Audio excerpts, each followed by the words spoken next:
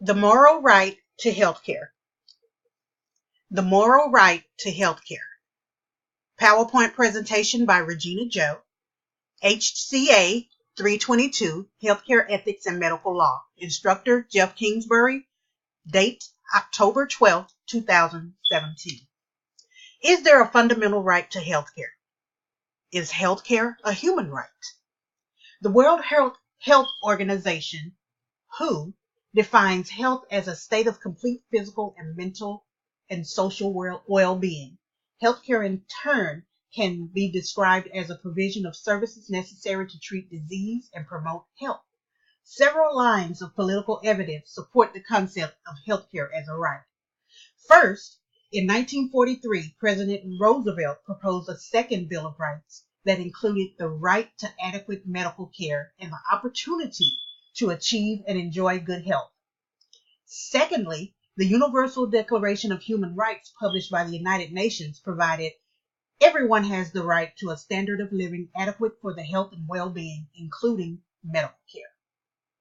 And thirdly, the International Covenant on Economical, Social, and Cultural Rights, signed by the U.S. in 1977, stated that it is the right of everyone to the enjoyment of the highest attainable standard of physical and mental health.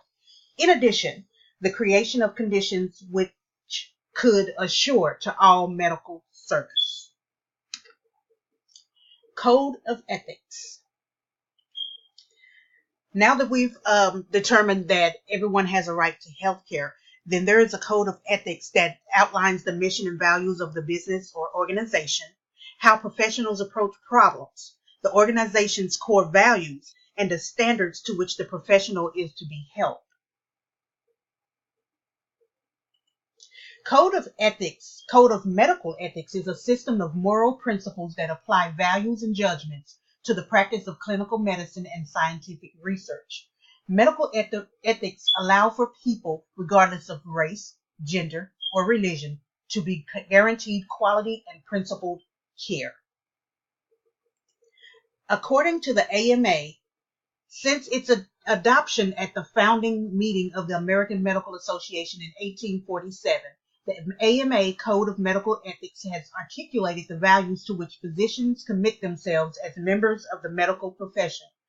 Together, the principles of medical ethics and the opinions of the AMA's Council on Ethical and Judicial Affairs that make up the code offer guidance to help physicians meet the ethical challenges of medical practice.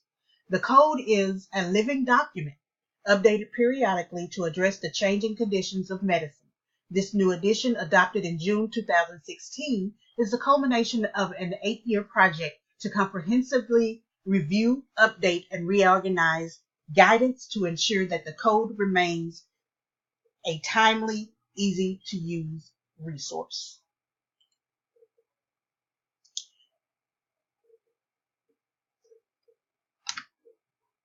Euthanasia. Is it a right or is it murder? Euthanasia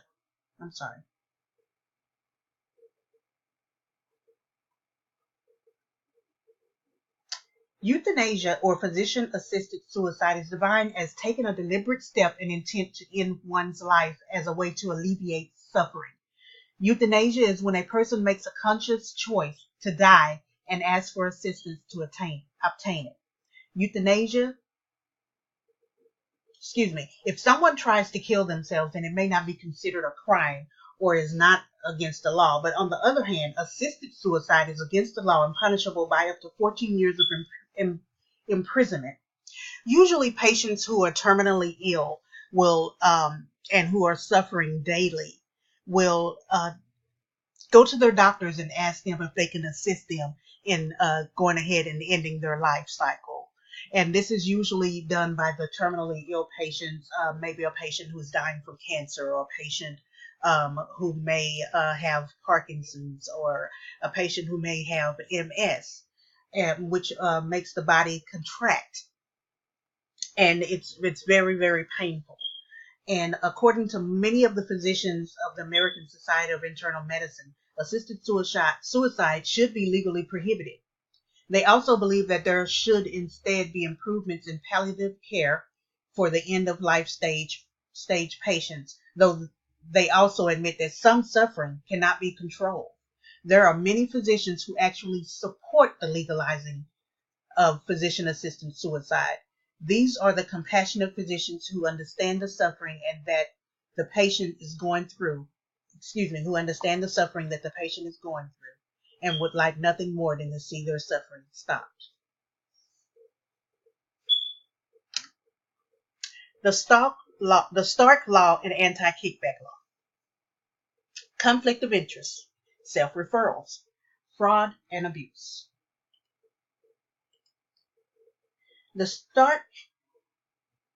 First and foremost, the Stark Law or the Ethics in Patient Referrals Act is a law that governs physicians' referrals for Medicaid and Medicare paid services in which the physicians or a close family member of the physician has a financial conflict of interest. This means that it is unlawful for a doctor to refer patients to a facility where he or a family member will profit from the referral.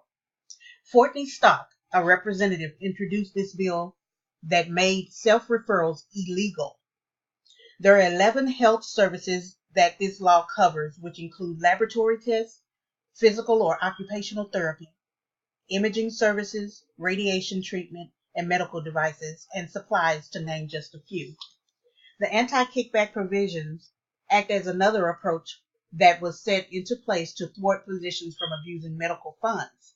The Medicare Statute 42, United States Code Section 1320A-1327B makes it a criminal offense to knowingly and willfully offer, pay, receive, or solicit any remuneration to induce or reward any referral or services that are reimbursable by the federal health care program.